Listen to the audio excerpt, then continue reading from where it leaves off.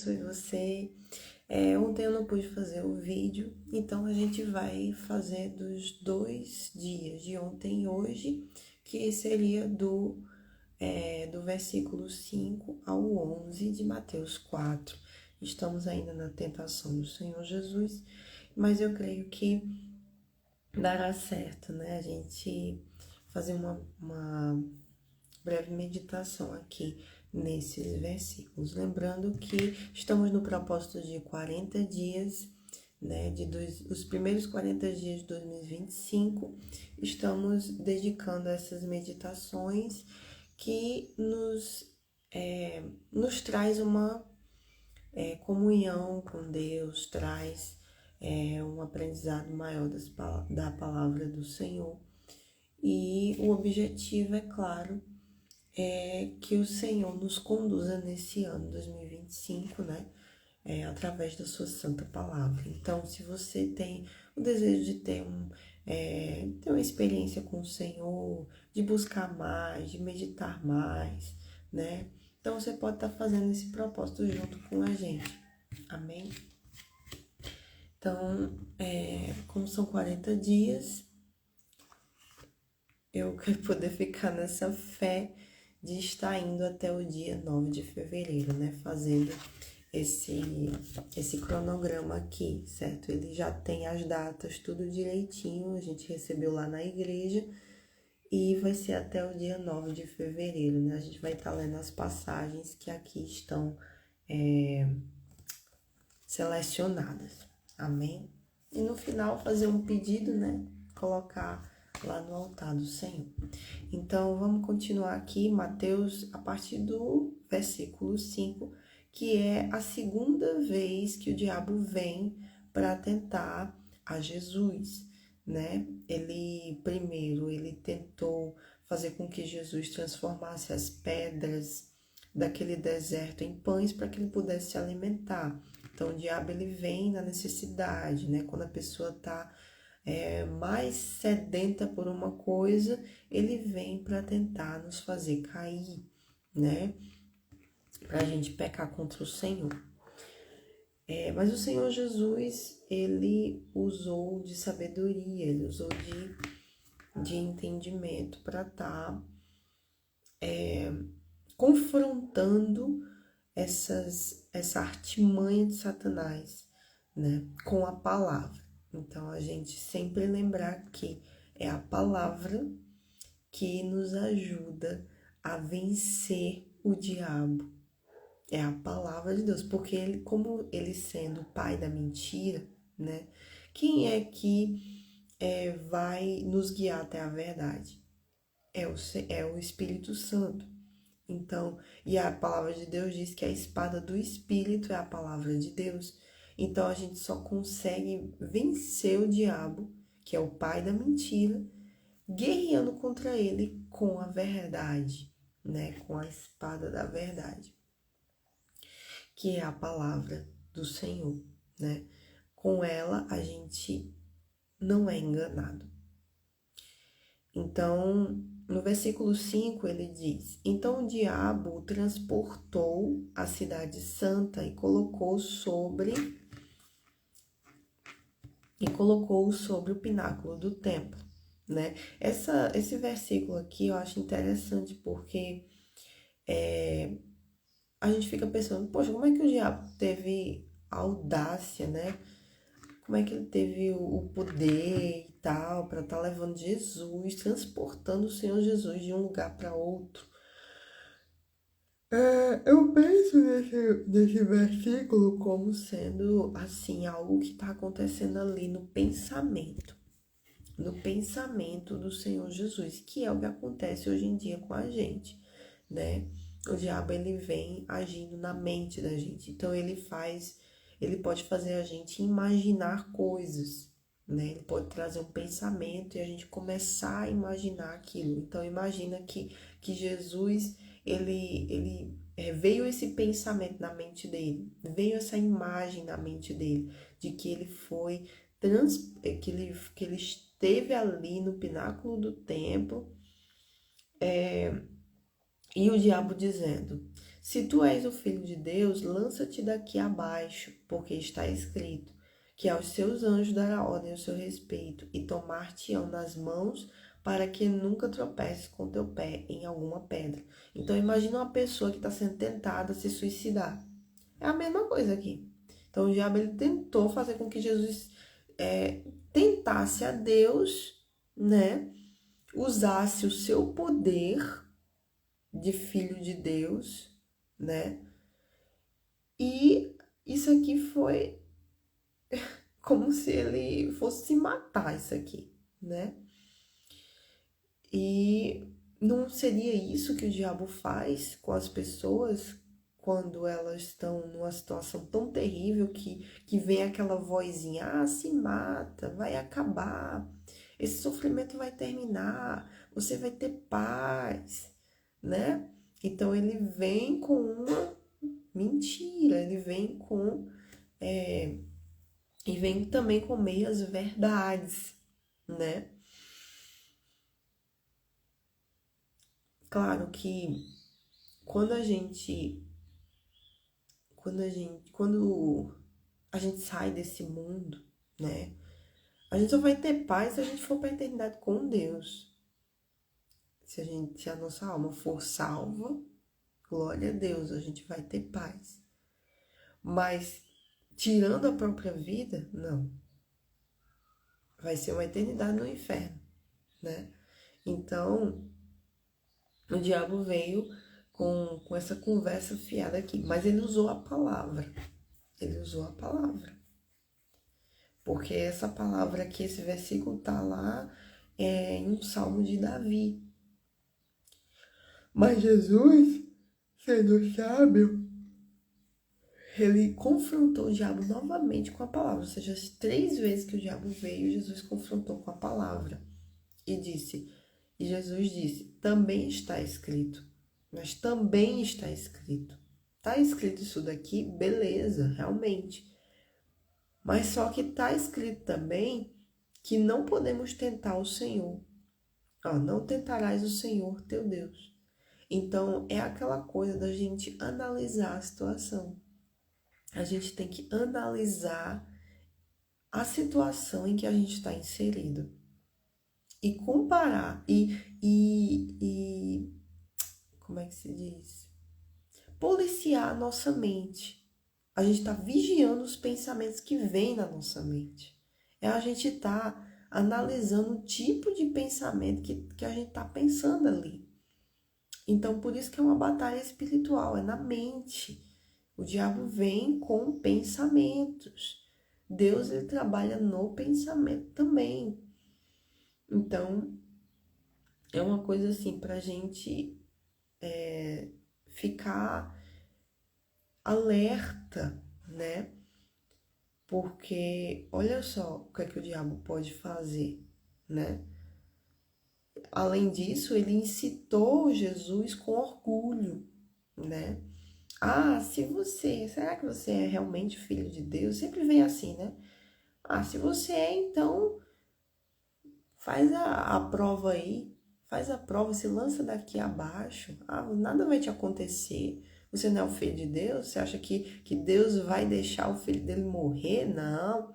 Deus vai mandar os anjos tomarem você nas mãos. Deus não vai deixar o filho dele cair assim, morrer. Afinal, ele tem um propósito, né, com a sua vida e tudo mais, né? Imagina isso tudo, né, vindo na cabeça da pessoa. E se Jesus estivesse na carne, né, aceitaria esse desafio, né? Não, vou mostrar mesmo que eu sou filho de Deus para você. O plano de salvação teria terminado ali, né? Poderia ter acontecido isso, dos anjos virem pegar Jesus, só que ele não estaria mais apto. Ele não estaria mais apto, ele pecou. Olha só. Isso não quer dizer que Deus não perdoa, mas Jesus, ele não pecou nenhuma vez. Você tem ideia o que é isso? Você não pecar nenhuma vez durante 33 anos de sua vida. Ou seja, ele estava apto para se entregar por nós. Ele foi o único que esteve apto para fazer esse tipo de sacrifício. Porque ele foi o cordeiro imaculado, puro, mudo, levado para o abate. Foi uma injustiça. Ele foi injustiçado. Eu estava pensando ontem, se não me engano, que Jesus foi injustiçado para poder salvar a gente. Então ele passou por essa terra, ele entrou e saiu dessa terra sem pecado, mas ele foi injustiçado. Então é isso que é essa vida que a gente toma para si quando a gente recebe o Senhor Jesus. Claro, a gente vai errar, porque a gente é falho, a gente é humano, a gente nasceu da carne, né? E a gente está na guerra para a gente se manter em espírito para ser salvo. Mas enquanto a gente está aqui, a gente busca salvação em santidade, busca não viver em pecado, mas a gente vai ser injustiçado em algum momento. É certo isso. Porque a gente está vivendo seguindo Jesus. Então, consequentemente, a gente vai passar por aquilo que ele passou. Então, ele foi crucificado na injustiça. Tiveram inveja dele, né? Tiveram raiva dele, ódio dele. Os fariseus, né, que planejaram tudo.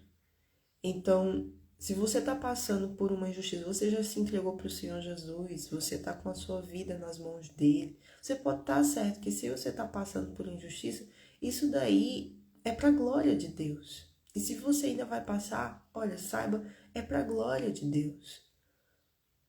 Porque na vida de Jesus foi para a glória de Deus. Agora ele está lá, assentado à destra do trono de Deus. O nome dele é santo. Isso não quer dizer que a gente vai ser do mesmo jeito. Não. A gente é servo. O servo não é maior do que o seu Senhor, né? Mas a gente busca aqui ser semelhante ao Senhor Jesus, seguir os seus passos para chegar até a eternidade. Mas é uma coisa assim, da gente ter um entendimento. Não. No mundo tereis aflições, né? Então, se você tá aqui, você tá triste, cabisbaixo por alguma coisa, né, que tem acontecido na sua vida, se você tem passado por alguma situação, né, de injustiça, saiba que Deus é com você. Deus é com você, né? E você não precisa se desesperar por conta dessa situação, porque Jesus ele passou por coisa pior e ele tá com a gente. Ele tá com a gente e ele nos ensina como vencer as batalhas, as guerras. Amém? Então, aqui Jesus nos ensina a vencer com a palavra. Então, o diabo veio 3 vezes, não foi uma, não foi... E não foi só 3. Você acha que em toda a vida do Senhor Jesus, o diabo só veio 3 vezes? Claro que não. Mas aqui ele ensinou que no meio do deserto, no meio das provações, a gente vence o diabo, o próprio diabo, com a palavra, com a espada. Então, eu vou ler um comentário aqui do bispo. Lança-te daqui abaixo. Além de ser um ardiloso estrategista, Satanás é muito atrevido e inescrupuloso. Como Jesus usou a palavra de Deus para confrontá-lo, ele imaginou que se fizesse o mesmo, poderia confundir e levar o Messias a pecar contra o Senhor, ou seja, confundir. Ele vem com confusão. Está escrito na palavra de Deus que Deus não é confusão, não é espírito de confusão. ele é espírito de certeza, de fé. Ele é a própria fé. Ele é definido. A palavra de Deus é simples e ela é, de fato, como uma espada que penetra lá no fundo e faz a diferença. E faz a gente escolher o caminho da justiça. A gente tem momentos na vida da gente que Deus permite a gente passar por desertos assim. Dependendo da nossa condição espiritual, porque Deus, ele sabe, né, como é que a gente está espiritualmente. Se a gente busca, a gente busca se manter em santidade, a gente busca se consagrar ao Senhor. Então, pode dar certo que vai vir momentos que Deus vai nos provar, não para que ele saiba quem realmente somos, ele já sabe, mas é para que a gente cresça em espírito. Então, dependendo da nossa condição espiritual, Deus vai permitir situações que vai mostrar para nós quem realmente somos. Então, continuando aqui. Isso nos traz um grande alerta. Alguns, olha só, para a nossa vida, alguns se utilizam de versículos isolados das Escrituras com intenções e inspirações malignas, ou apenas para satisfazer suas próprias vontades, para alcançar os seus próprios desejos. Então, vem com a palavra de Deus, só que de uma forma errada, com intenções erradas, e Deus vê tudo. Distorcem o verdadeiro sentido de algumas passagens bíblicas para justificar suas crenças e os atos errados que praticam. O espírito do engano tem trabalhado para confundir as pessoas e fazê-las perder a salvação. Por isso é preciso vigiar a todo momento. Quem tem o Espírito Santo nunca, jamais será enganado. Então, o Espírito Santo é o Espírito da verdade, por isso que há uma necessidade da gente receber esse Espírito Santo, o Espírito Santo, o Espírito de Deus, que, olha só, a gente tendo o Espírito Santo, os nossos olhos são os olhos de Deus. Então, a gente consegue identificar esses olhos que têm o Espírito Santo, eles têm fogo santo. Eu passei por uma situação que foi semelhante a esse deserto. Tenho passado. E quando o Espírito Santo me revelou a verdade daquela situação, foi com outra pessoa, tá? O Espírito Santo me veio com um pensamento. Os teus olhos são os meus. Os teus olhos têm fogo. Porque esse fogo faz mostrar aquilo que é verdade do que é mentira. E tem uma passagem que fala dos galardões, que eu não sei se é lá em Coríntios, que é Paulo que fala. Que quando estivermos no tribunal de Cristo, as nossas obras elas serão provadas pelo fogo de Deus, para ver se foram palha, madeira, feno ou ouro, prata e pedras preciosas, ou pedras preciosas. Então, o fogo vai provar naquele dia e o nosso galardão virá, dependendo da prova em que as nossas obras passarão. Então, é como que colocar algo para ver se é verídico no fogo, numa fornalha de fogo ardente e provar se aquilo realmente, para ver se aquilo realmente é verdade. Então, o Espírito Santo me veio com esse pensamento. os seus olhos têm fogo. Por quê? Porque eu havia descoberto uma mentira que estava diante de mim, que estavam contando para mim. Então, imagina, Jesus com seus olhos de fogo guerreando aqui. E ele tem olhos de fogo, tá escrito, acho que é lá em Apocalipse. Então, Jesus, ele usou a palavra. A palavra é luz, e a luz tudo manifesta. Tem uma passagem também de Daniel, né, que ele mostra, que Deus mostra o que está em trevas. E com ele mora a luz. Ele é a própria luz. Então, quem tem Deus na sua vida, tem luz dentro de si, é revestido de luz. E essa luz dissipa as trevas, essa luz ilumina, clareia aonde essa pessoa estiver, o que essa pessoa estiver vivendo.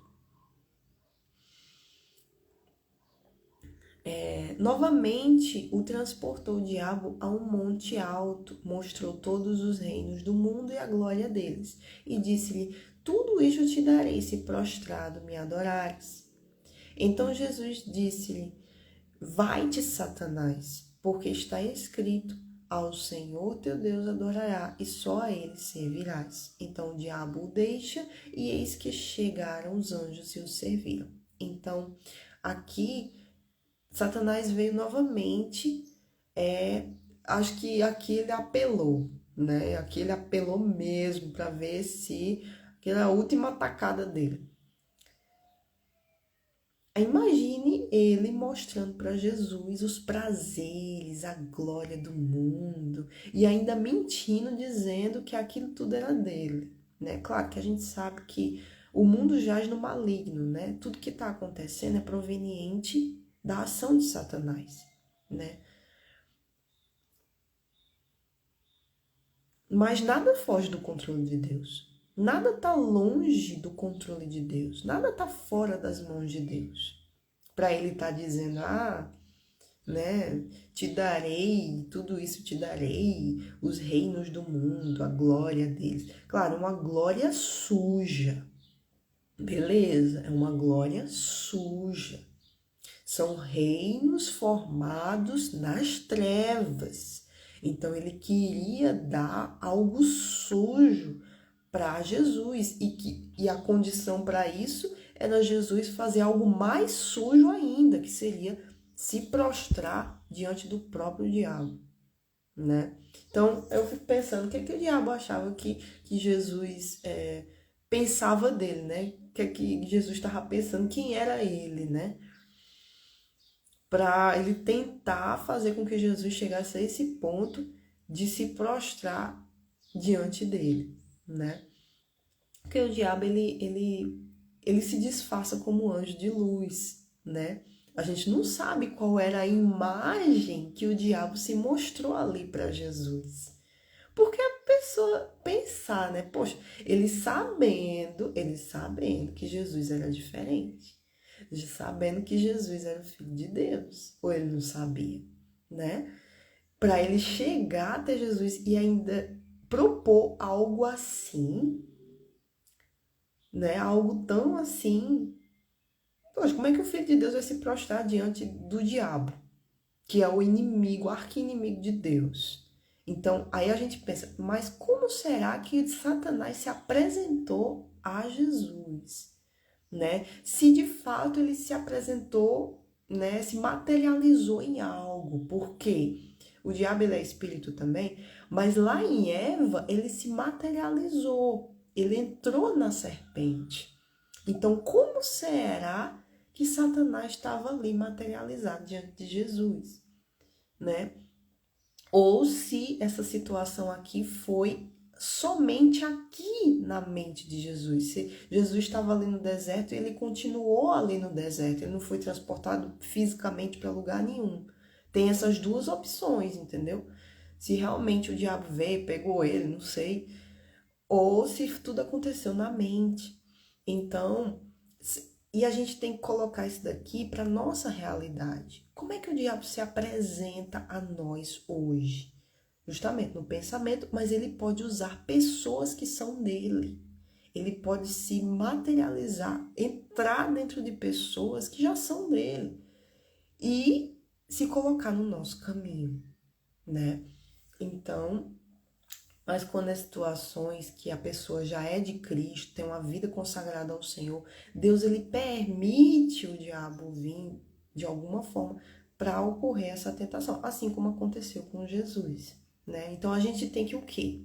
Diante de tudo isso aqui, a gente tem que analisar a situação espiritual em que a gente está inserido, em que a gente está hoje. Como é que eu estou espiritualmente? Essas lutas que eu estou vivendo, elas são provenientes de quê? Dependendo da minha situação espiritual, ou ela é algo que Deus está permitindo porque eu plantei aquilo, ou é algo que é uma provação, é um deserto, né? Então eu vou ter que encerrar aqui, gente. A gente continua no próximo, amém? E eu creio que a gente vai estar sendo muito abençoado nesse propósito, tá bom? Deus abençoe sua vida e até a próxima.